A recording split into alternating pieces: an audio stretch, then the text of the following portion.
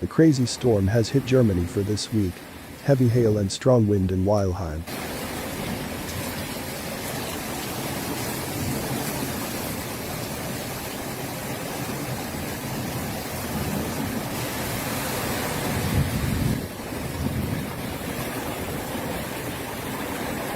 Unwetter in Weilheim an der Teck. Die Limburg ist schon im Nebel verschwunden.